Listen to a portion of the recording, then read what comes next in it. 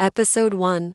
The Missing Cross. The morning sun streamed through Emma's window as she rifled through her closet. Today was no ordinary Sunday. She was going to stand at the podium and share her testimony about finding the hidden cross on her island trip. After much debate, she finally chose her favorite pretty blue dress. Smiling at her choice, Emma headed to the kitchen for breakfast, leftover spaghetti from last night's dinner. But as she bent down to grab a napkin, splat, the entire plate of spaghetti slipped onto her lap, staining her dress with sauce. Ugh, no, Emma groaned. Desperate, she FaceTimed her neighborhood auntie, Lizzie, and held up the ruined dress. Lizzie couldn't help but laugh. Girl, that dress looks like a pizza now. Frustrated, but laughing too, Emma changed into her Easter dress instead. Soon, Lizzie pulled up in her car, and the two rode together to church. Don't be nervous, Lizzie said as they parked. You're going to do great. Emma nodded, clutching her bag. She checked again to make sure she had everything, including the hidden cross.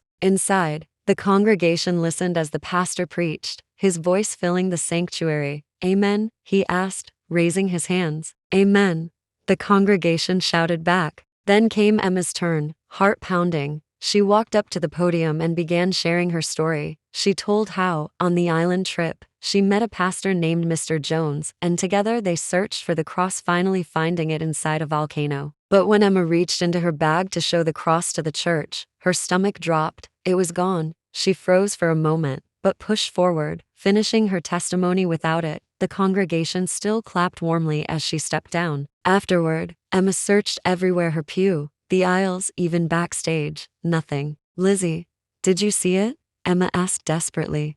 No, sweetie, Lizzie said, shaking her head. At home, Emma tore apart her bedroom, checked under the bed, and even asked her twin brothers. But Jake and Josh were too busy playing video games to care. Finally, Emma collapsed on her bed in tears, crying out to God, please help me find it. It means so much to me. She wept until sleep finally took her. Next morning, on the way to school, Emma asked Lizzie again if she'd seen it. Lizzie sighed gently. Emma, sometimes things get lost. But remember, the cross itself isn't as important as focusing on God.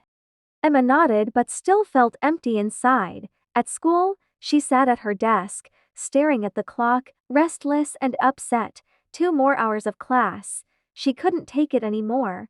Carefully, she slipped out of her seat, snuck past the gate, and wandered off, retracing her steps. At the park, she checked under benches, near trees, and everywhere she could think of. A swarm of bees suddenly chased her, sending her running in circles. Out of breath, she pressed on. Her search led her to the zoo, where she had been days earlier with her family. I took a selfie here with the cross, she remembered, not realizing how far she'd wandered. She suddenly found herself near the lion's enclosure. Maybe I left it here, she murmured, walking closer. The lion roared ferociously, startling her so badly that she tumbled backward into a haystack. Hay clung to her hair and clothes as she scrambled out, frustrated and still without the cross.